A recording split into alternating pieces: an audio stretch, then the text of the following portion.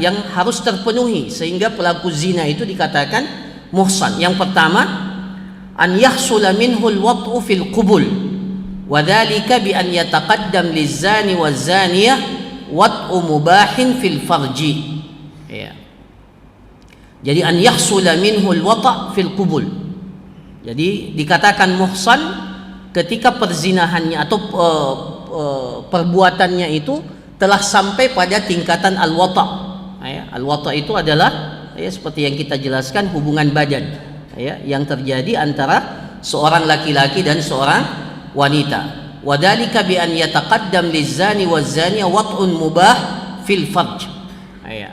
Jadi masing-masing laki-laki dan wanita ini telah pernah merasakan sebelumnya persetubuhan badan. Jadi sudah pernah merasakan al-wata', hubungan badan dengan pasangannya masing-masing. Itu dikatakan muhsan. Jadi seseorang pelaku zina dikatakan muhsan kalau sebelumnya sudah pernah merasakan hubungan badan itu. Artinya kalau ada seorang laki-laki ataupun wanita melakukan perzinahan seperti yang kita jelaskan pada pertemuan yang lalu dan sebelumnya belum pernah merasakan hubungan badan itu, maka tidak dikatakan muhsan. Tidak dikatakan muhsan. Yang muhsan itu adalah dia sudah pernah merasakan hubungan badan sebelumnya. Di mana hubungan badan itu dibenarkan dalam syariat. Jadi memang harus difahami secara utuh kapan dikatakan muhsan. Kemudian yang kedua, an yakuna al-wata' fi nikahin sahih. Hubungan badan itu akibat pernikahan yang sah. Jadi syarat yang pertama dikatakan muhsan, dia sudah melakukan hubungan badan sebelumnya. Yang kedua, hubungan badan itu konsekuensi dari sebuah pernikahan yang sah. Apa pernikahan yang sah itu? Pernikahan yang dibenarkan dalam syariat dan dikatakan sah. Kapan pernikahan itu dikatakan sah? Kapan pernikahan itu dikatakan sah? Ketika terpenuhi rukun dan syarat-syaratnya. Artinya kalau terjadi hubungan badan dan ternyata pernikahannya itu tidak masuk dalam pernikahan yang sah, maka ketika orang itu berzina, maka perzinahannya itu tidak dikategorikan, pelakunya itu tidak dikatakan muhsan. Karena nanti akan berefek pada konsekuensi hukuman. Jadi kapan dikatakan dia muhsan? Kalau hubungan badan itu pernah dilakukan sebagai konsekuensi pernikahan yang sah. Maksudnya dia melakukan hubungan badan itu dengan pasangannya yang sah, istrinya atau dengan suaminya. Dan nikahnya nikah sahih, nikahnya sah dalam pandangan syariat. Jadi kalau ada seorang laki-laki menikah dengan seorang wanita, katakanlah tanpa wali, maka status pernikahannya ini tidak sah. Ternyata setelah itu berzina, dikatakan muhsan enggak? Tidak dikatakan muhsan. Jadi nanti dikatakan muhsan kalau pernikahannya itu pernikahan yang sah dalam pandangan syariat. Baru dikatakan muhsan. Yang ketiga, an yakuna ar-rajul wal mar'ah halal wat' balighaini hurraini aqilain. Masing-masing laki-laki dan wanita yang melakukan perzinahan ini, dikala melakukan perzinahan itu, dikala terjadinya hubungan badan yang sah pertama kali itu dalam keadaan keduanya berstatus balik, merdeka dan berakal. Jadi ada berapa syaratnya? Ada 5 sebenarnya syaratnya dikatakan muhsan. Yang pertama, sudah pernah merasakan hubungan suami istri, hubungan badan. Yang kedua, hubungan badan itu akibat konsekuensi dari sebuah pernikahan yang sah, ya. Yang ketiga, pelakunya itu balik, ya. Kemudian berstatus merdeka. Keempat, dan berakal. Ya. Ketika 5 persyaratan ini terpenuhi dan terjadi perzinahan setelahnya, maka pelakunya ini dikatakan pezinanya ini, pelaku perzinahan ini dikatakan muhsan. Kalau salah satu dari 5 ini tidak terpenuhi, maka pelakunya tidak dikatakan muhsan. Jelas ya? Saya kasih contoh. Ketika dia menikah, usianya belum balik, ya, belum balik. Ketika dia menikah dan setelah itu terjadi hubungan badan dengan pasangannya, ya, dengan pasangannya. Nah, setelah itu dia balik dan setelah itu terjadi perzinahan, dia melakukan perzinahan. Dikatakan muhsan enggak? Tidak dikatakan muhsan, karena ketika terjadi hubungan badan pertama kali yang sah itu statusnya bukan seorang yang balik. Nah, ya meskipun ya mungkin sulit untuk kita pahami saat ini, ya, ada yang menikah masih ya usia belum balik. Nah, ya. Atau qadarullah, umpamanya qadarullah, dia menikahi seorang wanita dan ternyata wanita yang dia nikahi itu majnunah, gila. Nah, ya. Tidak waras. Nah, ya. Dia nggak tahu ternyata wanita yang dinikahinya gila. Nah, ya. Terjadi hubungan badan itu. Nah, setelah itu laki-laki itu berzina. Muhsan enggak? Tidak dikategorikan. Perzinahannya kita katakan itu perzinahan. Tapi apakah muhsan? Tidak muhsan.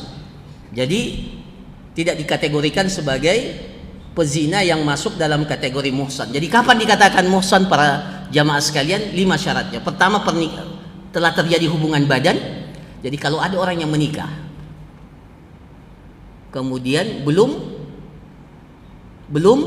bersentuhan dengan pasangannya, setelah itu dia berzina, muhsan enggak? Tidak muhsan. Tidak dikategorikan muhsan. Zina iya, dikatakan zina, tapi apakah masuk dalam kategori muhsan? Tidak dikategorikan muhsan. Iya. Atau dia menikah, setelah itu belum bersentuhan, cerai, setelah itu berzina, naudzubillahi min dzalik, sudah cerai, zina lagi. Iya. Tapi katakanlah seperti itu. Iya. Muhsan enggak? Tidak dikategorikan muhsan.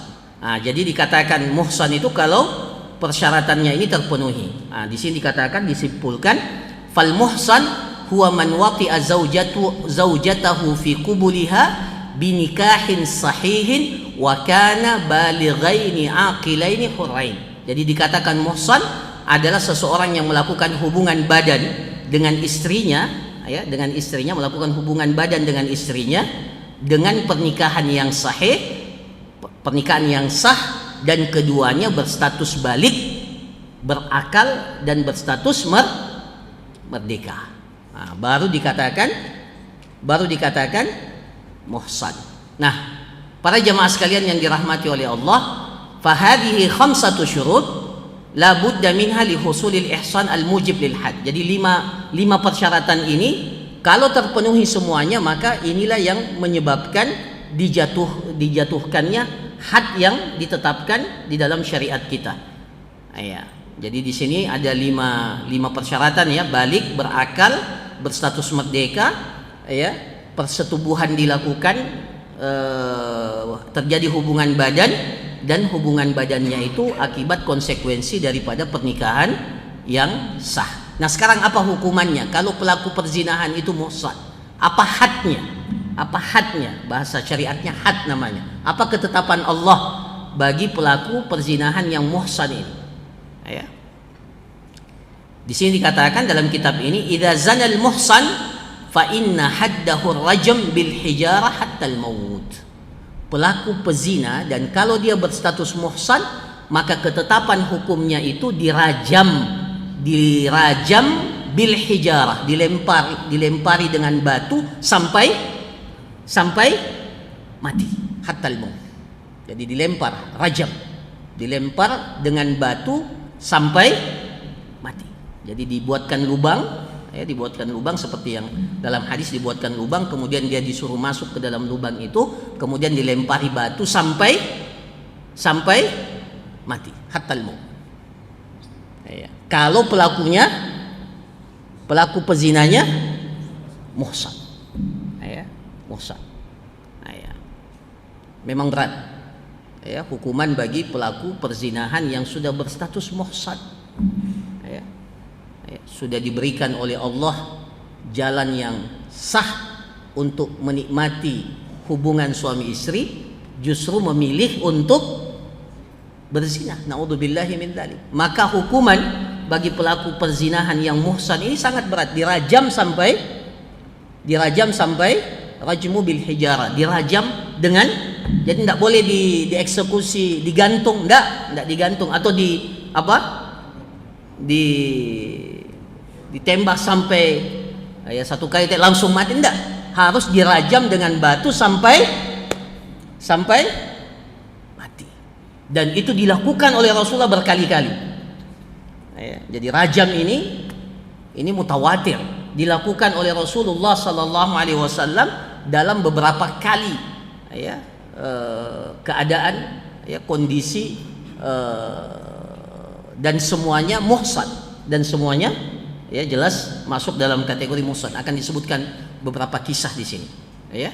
Rajulan kana aw imra'ah, siapapun dia, baik laki-laki ataupun perempuan. Warajmu, dengarkan baik-baik para jamaah sekalian. Warajm sabitun anin nabi sallallahu alaihi wasallam bitawaturi min qawlihi wa fi'lihi. Hukuman rajam ini telah sabit, telah sabit dari Nabi sallallahu alaihi wasallam lewat jalan yang mutawatir. Jadi tidak ada sama sekali keraguan, mutawatir. Jadi bukan masuk dalam kategori periwayatan yang ahad. Apa itu mutawatir? Diriwayatkan oleh banyak orang sehingga mustahil dikatakan dusta. Itu mutawatir itu. Jadi kalau ada orang mengatakan sebelum maghrib di Jalan Abdullah Den Sirwa macet, kalau satu orang yang informasikan kepada kita bilang ya bolehlah. Tapi kalau yang sampaikan kepada kita 20 orang semuanya mengatakan di Jalan Abdullah Den Sirwa macet, mobil macet, kondisi macet, itu namanya apa? Periwayatannya, dalam periwayatan namanya mutawatir. Nah, rajam ini mutawatir. Jadi tidak bisa diragukan sama sekali bahwa Nabi sallallahu alaihi wasallam itu menegakkan dan melakukan rajam, baik dengan sabda beliau, ucapan beliau, dan dengan perbuatan beliau. Jadi sudahlah sabdanya Nabi, perintah Nabi sallallahu alaihi wasallam untuk menegakkan hukuman rajam ini, dan begitu pula perbuatan yang langsung ditunjukkan oleh Nabi sallallahu alaihi wasallam dan para sahabat. Wa qad kana ar-rajmu mazkuran fil Qur'an. Hukuman rajam ini para jamaah sekalian, rajam ini bagi pelaku perzinahan yang muhsan itu pernah masuk dalam salah satu ayat dalam Al-Qur'an, di sini katakan wa qad kana ar-rajmu mazkuran fil Qur'an summa nusikha lafzuhu wa baqiya hukmuhu. Tapi setelah itu ayatnya itu dihapus dari Al-Quran, mansukh namanya, tapi hukumannya tetap berlaku. Jadi dalam Al-Quran itu ada beberapa kategori mansukh. Apa itu mansukh? Dihapus. Ada yang dihapus hukumnya tapi bacaannya masih ada dalam Al-Quran, dan ada yang sebaliknya, ada yang hukumnya tetap berlaku meskipun bacaan ayatnya tidak ada lagi dalam Al-Quran, mansuh. Tetapi dahulu ini dibaca, ya, termasuk dalam salah satu ayat Al-Quran. Makanya dalam hadis dikatakan, wadhalika fi qawlihi azza wa jal. Apa ayatnya?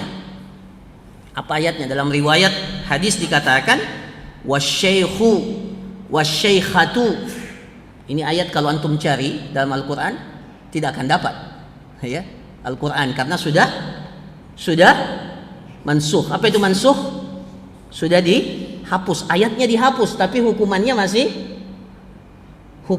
tetap berlaku. Wasyaikhu wasyaikhatu idza zanaya farjumuhumal battah nakalam minallah wallahu azizun hakim. Itu ayatnya. Wasyaikhu wasyaikhah, apabila ada asyaikh wasyaikhah, ya, laki-laki tua dan perempuan tua. Wasyaikhu wasyaikhatu idza zanaya, kalau keduanya berzina, farjumuhumal battah, maka rajamlah keduanya. Ya, jadi perintah farjumuhumal battah, nakalam minallah, sebagai balasan dari Allah, wallahu azizun hakim. Ya. An Umar bin al-Khattab radhiyallahu anhu khataba faqala. Ya, dari mana kita tahu bahwa ayat ini pernah dibaca dalam Al-Quran, kemudian lafadznya itu sudah dihapuskan? Ya, ini dalam riwayat Umar bin Khattab radhiyallahu an, ya, sebagaimana yang terdapat dalam Sahih Bukhari dan Sahih Muslim. Ya, beliau pernah berkhutbah faqal, ya, kemudian beliau mengatakan, innallaha ba'asa Muhammadan bil haqqi wa anzala alaihi alkitab. Sesungguhnya Allah Subhanahu wa taala telah mengutus Muhammad dengan kebenaran dan Allah menurunkan kepadanya Al-Quran. Fakana mimma anzalallahu ayat ar-rajm. Umar bin Khattab radhiyallahu anhu berkata, di antara ayat yang pernah Allah turunkan dalam Al-Quran yaitu ayat yang terkait dengan rajam. Ini perkataan Umar. Jadi Umar menjadi saksi, ya, bahwa di antara ayat yang pernah turun dan termasuk dalam kategori ayat-ayat Al-Quran itu ayat yang terkait dengan rajam, ya, dengan rajam. Ya. Faqara'naha wa wa'ainaha wa aqalnaha. Bahkan Umar mengatakan, kami membaca ayat itu, kami telah membaca ayat itu, kami mengerti ayat itu, dan kami memahami betul ayat itu. Jadi Masya Allah, ayat ini dibaca oleh para sahabat di zaman Nabi SAW sebelum dihapus ayat itu. Dan Umar mengatakan, kami baca, kami faham, dan kami mengerti betul kandungan daripada ayat itu. Farajama Rasulullah sallallahu alaihi wasallam wa rajamna ba'dahu.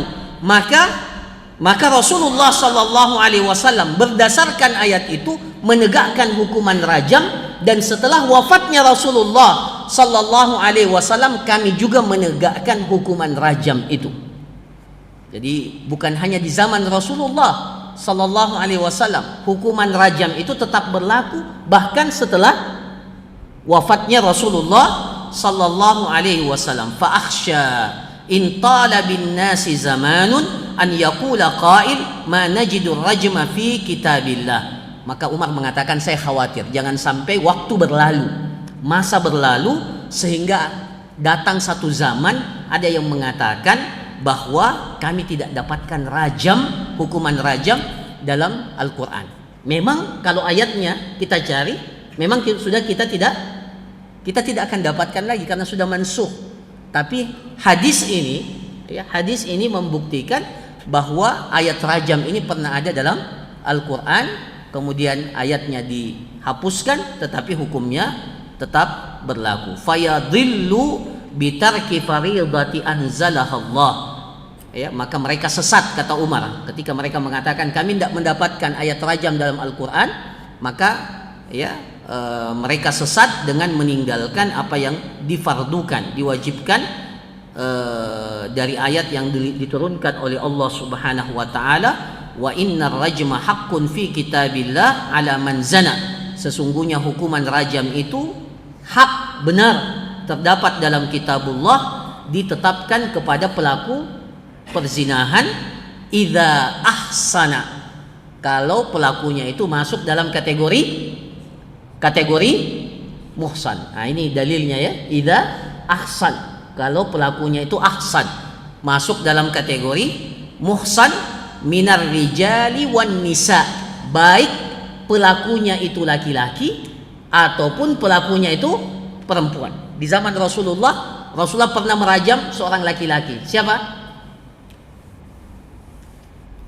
Seorang sahabat terjatuh pada perbuatan zina, laki-laki. Siapa? Namanya Ma'iz ibn Malik radhiyallahu anhu. Ya, seorang sahabat yang datang dan mengaku kepada Rasulullah. Sebentar kita bacakan hadisnya. Ya. Jadi Ma'iz itu laki-laki sahabat Rasulullah SAW yang kemudian mengaku dan setelah itu dirajam oleh Rasulullah SAW. Kemudian ada wanita juga yang dirajam oleh Rasulullah SAW. Siapa? Imra'atul Ghamidiyah. Ya, al-mar'al Ghamidiyah, kalau dalam hadis namanya al-mar'al Ghamidiyah, seorang wanita dari suku Ghamidiyah, al-Ghamidiyah. Ya. Imra'atul Ghamidiyah ini juga datang dan dirajam oleh mengaku dan dirajam oleh Rasulullah, dan semuanya ini karena mengaku. Ya. Pengakuan. Ya. Dan pernah bahkan Rasulullah SAW merajam orang Yahudi, 2 orang Yahudi laki-laki, sepasang Yahudi ya. Ya, itu dua-duanya dirajam karena keduanya muhsan dan melakukan perbuatan zina, padahal Yahudi. Ya, itu dirajam oleh Rasulullah SAW di Madinah. Ya. Nah, jadi ini para jamaah sekalian, di sini dikatakan wa inna rajma haqqun fi kitabillah ala man zana. Ya, sesungguhnya hukuman rajam ini adalah hak, ya, kebenaran yang terdapat dalam kitabullah bagi pelaku perzinahan yang muhsan minar rijali wan nisa, baik laki-laki ataupun perempuan, idza qamatil bayyinah, apabila terbukti, ada buktinya. Idza qamatil bayyinah, nanti kita jelaskan, ya, jelaskan bayyinahnya apa, buktinya apa, sehingga dikatakan perzinahannya itu dilakukan, harus disaksikan oleh berapa saksi? Ini paling banyak saksinya dalam hukuman Islam, 4 orang. Ya, 4 orang yang menyaksikan perbuatan zina itu secara langsung. Ya. Ya. Ya. Jadi kalau yang saksikan cuma 2, nah, itu tidak nanti dijelaskan ya kapan bisa ditegakkan hukuman had ini. Idza qamatil bayyinah au kana al-hablu, atau wanitanya terbukti hamil, tidak ada suaminya, atau ya, kalau muhsan berarti, kalau muhsan sudah pernah menikah, ya, suaminya, umpamanya ya, suaminya, naudzubillahi min dzalik, suaminya pergi bekerja, ya, tidak pulang selama 2 tahun, ya, di tahun kedua istrinya hamil, suaminya tidak pernah pulang. Nah, itu bukti enggak itu? Ya, bukti enggak? Bisa ada yang wanita hamil jarak jauh? Kan tidak mungkin, para jamaah sekalian. Ya, tidak bisa. Maka ya, itu indikasi kuat. Ya, kalau terjadi kehamilan sementara suaminya tidak ada. Ya, maka ini menjadi bukti al-habl ini, ya, kehamilan ini menjadi bukti, ya, bahwa wanita itu melakukan perzinahan. Awil i'tiraf, atau karena pengakuan. Nah, jadi ada 3. Kalau buktinya jelas, salah satunya, kemudian yang kedua itu karena hamil, ya, hamil itu bukti konkret jelas bahwa, ya, telah terjadi hubungan antara laki-laki dan perempuan. Kemudian yang ketiga adalah karena pengakuan. Nah, yang terjadi di zaman Rasulullah SAW itu rata-rata karena pengakuan. Ya, jadi mereka yang datang mengaku kepada Rasulullah Sallallahu Alaihi Wasallam. Nah, ini yang terakhir para jamaah sekalian, kita bacakan satu kisah ya untuk pelaku perzinahan muhsan. Ya, wali hadis Abi Hurairah. Jadi pelaku perzinahan dan berstatus muhsan itu hukumannya dirajam. Ya, wali hadis Abi Hurairah radhiyallahu an, dan berdasarkan hadis Abi Hurairah radhiyallahu an, ata rajulun minal muslimin Rasulullah sallallahu alaihi wasallam wa huwa fil masjid fanada. Seorang laki-laki datang kepada Nabi sallallahu alaihi wasallam sementara beliau berada di masjid. Ya. Kemudian laki-laki ini memanggil Rasulullah sallallahu alaihi wasallam. Ini kisahnya Ma'iz ini. Ya. Ma'iz ibn Malik radhiyallahu an. Ya. Jadi dia datang. Masya Allah. Ya. Itu artinya dia datang kepada Rasulullah SAW. Itu sudah menunjukkan apa? Sudah menunjukkan apa para jamaah sekalian? Kesadarannya untuk bertobat, luar biasa. Orang yang berdosa dan dia tahu konsekuensi daripada perbuatan dosanya itu, dia datang kepada Rasulullah SAW dan kemudian dia mengakui itu di hadapan Rasulullah SAW. Nah, apa yang terjadi para jamaah sekalian? Fanadahu faqala ya Rasulullah inni zanait. Ya Rasulullah, saya telah berzina. Dia akui perbuatan itu. Dalam riwayat yang lain dikatakan fatahhirni, sucikan aku ya Rasulullah. Sucikan aku, bersihkan aku dari perbuatan dosa ini. Nah, para jamaah sekalian, inilah bedanya kita dengan para sahabat. Ya. Para sahabat itu ya biasa ya kalau melakukan perbuatan dosa seperti yang disebutkan oleh Allah Subhanahu wa taala. Ya, walladzina idza fa'alu fahishatan, dalam surah Al-Imran, walladzina idza fa'alu, itu ciri orang yang bertakwa ya.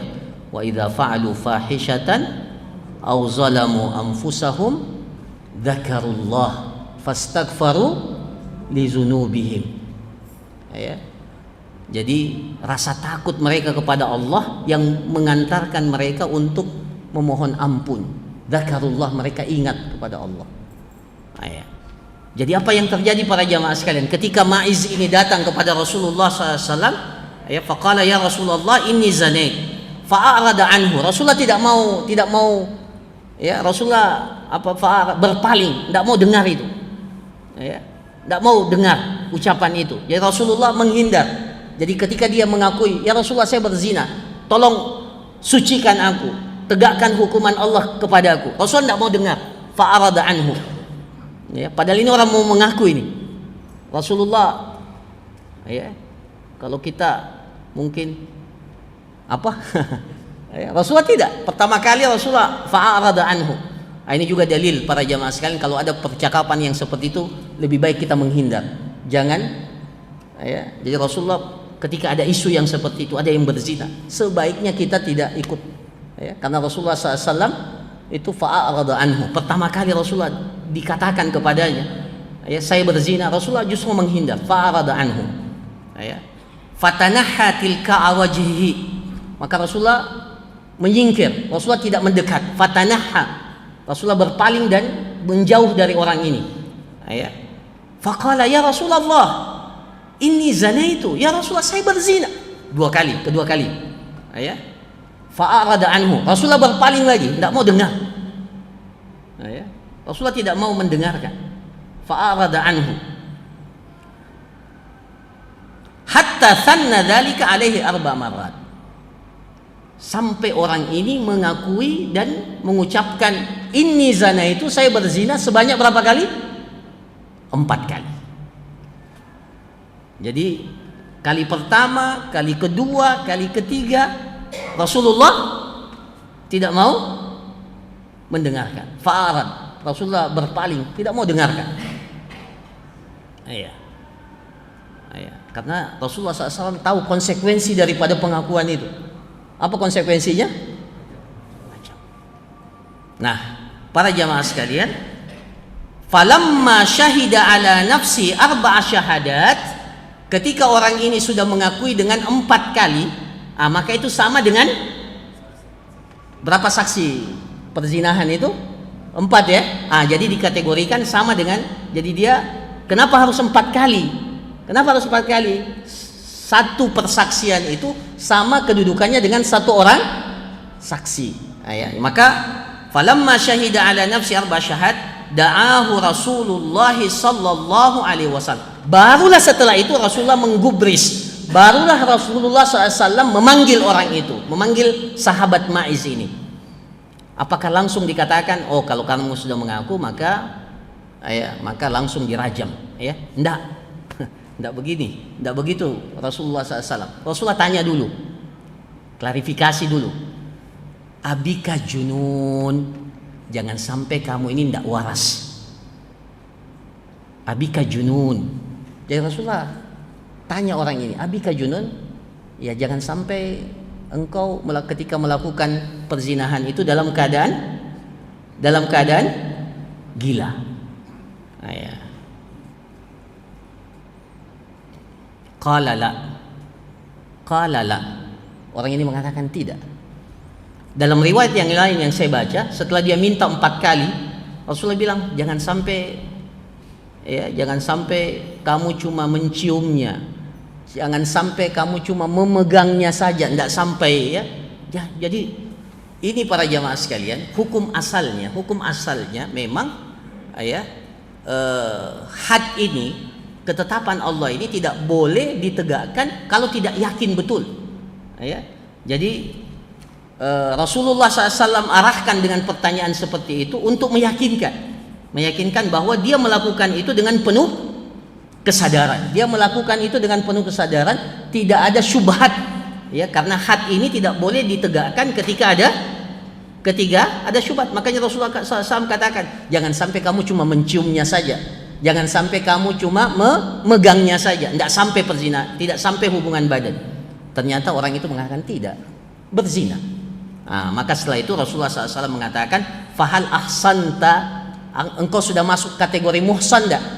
Apa itu muhsan? Sudah pernah menikah, sudah pernah berhubungan badan, dan ketika terjadi semua itu dalam keadaan balik, berakal dan berstatus merdeka. Fahal ahsanta? Qala na'am. Qala na'am.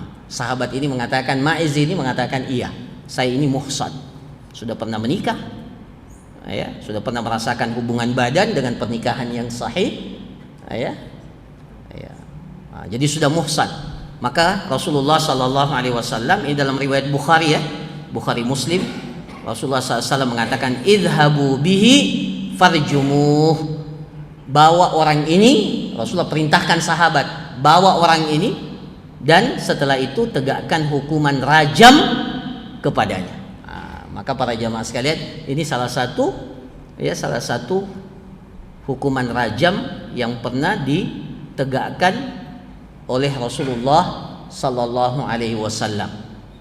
Nanti silakan baca bagaimana Rasulullah merajam imra'atul ghamidiyah. Bahkan itu lebih lama lagi prosesnya, karena imra'atul ghamidiyah ini dalam keadaan apa?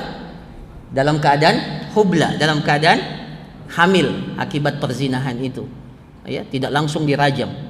Ketika dia datang, dan mengakui perbuatan zina itu, dan mengakuinya juga 4 kali. Jadi yang paling pertama dirajam di masa Rasulullah ini Ma'iz. Ini kasus rajam yang pertama ini, ini sahabat Ma'iz radhiyallahu an. Kemudian setelah itu imra'atul ghamidiyah. Itu prosesnya lama. Karena menunggu sampai melahirkan, setelah melahirkan menyusui, tapi imra'atul ghamidiyah tetap dengan penyesalannya yang sama, tetap datang kepada Rasulullah. Kata para ulama, ini tidak apa-apa saya jelaskan. Kata para ulama, seandainya imra'atul ghamidiyah tidak datang, mungkin tidak dirajam. Jadi masa menyusui, masa kehamilan berapa? 9 bulan, masa menyusui 2 tahun, hampir 3 tahun ya. Seandainya dia kabur, dia pergi, tidak dicari oleh Rasulullah SAW. tapi karena penyesalan. Itulah taubatun nasuha. Maka ketika dirajam, luar biasa ya, ketika dirajam dan ada yang melempar ya dengan sangat keras, Rasulullah peringatkan, ya lempar saja ya sampai mati, tidak ada masalah, tapi jangan dengan penuh amarah ya. Karena kalau sekiranya taubatnya Maiz ini atau taubatnya Imra'atul Ghamidiyah mau dibagikan kepada seluruh penduduk Madinah, maka pertobatannya ini akan cukup dibagi kepada seluruh penduduk kota Madinah. Itu taubatun nasuha. Itu taubat nasuha. Datang mengakui dan rela menunggu dalam waktu yang lama supaya ditegakkan hukuman Allah Subhanahu wa taala. Kita merindukan yang seperti ini para jamaah sekalian, ya. Pemimpin yang menegakkan had, kemudian masyarakat yang sadar. Luar biasa. Coba ada hukuman rajam sekarang ya. Nah, ya. Ada yang mau berzina enggak? Kalau ada hukuman rajam. Ada yang selingkuh. Allahumma musta'an. Ya. Mudah-mudahan Allah menjaga kita semua, menjaga keluarga kita. Ya, ini masih ada satu lagi ya, az-zani ghairul muhsan, pelaku perzinahan yang tidak masuk dalam kategori muhsan. Insyaallah kita lanjutkan pada pertemuan kita yang akan datang. Kalau ada satu pertanyaan saya persilahkan. Ya, silakan. Antum pekan lalu sudah mau bertanya. Iya. Ya, silakan. Iya. Pada waktu itu awalnya sih dalam kategori taklim rupin, tapi masa mengenai tentang antara hamba saya hamba merdeka ini, akhirnya ya udah nggak usah taklim ini saja, langsung masail saja.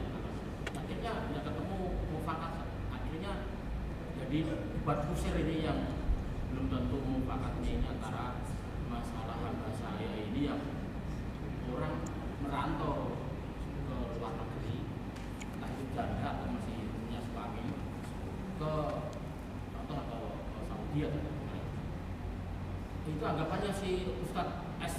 Baco ini jadi dianggap hamba saya. Anggap saya dipakai tuh. Salah siapa ini yang merantau jauh-jauh dari Indonesia ke Saudi? Itu dipakai itu hamba saya itu.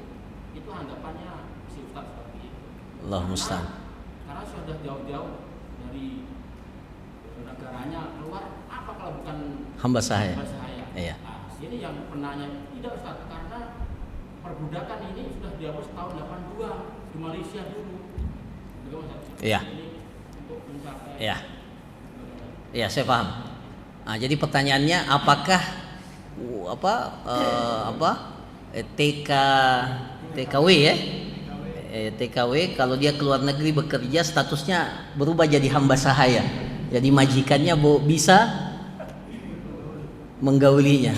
Naudzubillahi min dzalik.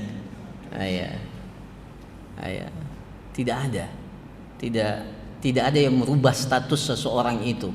Meskipun kita katakan keluarnya dia mencari nafkah itu ada satu persoalan ya, persoalan besar. Wanita pergi cari nafkah. Yang harusnya cari nafkah itu siapa? Tapi yang menyedihkan banyak TKW kita. Ini saya pernah mengalami karena tinggal di Arab Saudi lama dan bersentuhan dengan banyak kasus seperti ini. Istrinya bekerja, suaminya jaga anak di rumah. Allahumma musta'an. Bahkan yang lebih parah lagi,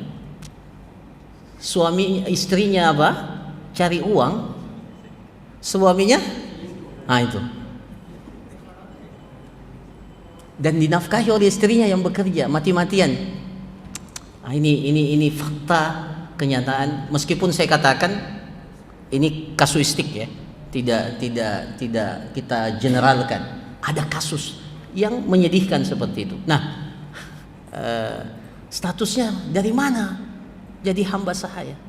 Satu-satunya yang bisa menjadikan seseorang itu budak sekarang ini kalau terjadi perang, kemudian ditawan, maka itu pun tidak otomatis, nanti menunggu keputusan imam apakah dijadikan budak atau tidak.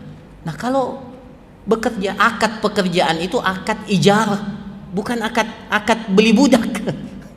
Ya, akad ijarah, dia melakukan akad ijarah, sewa menyewa namanya.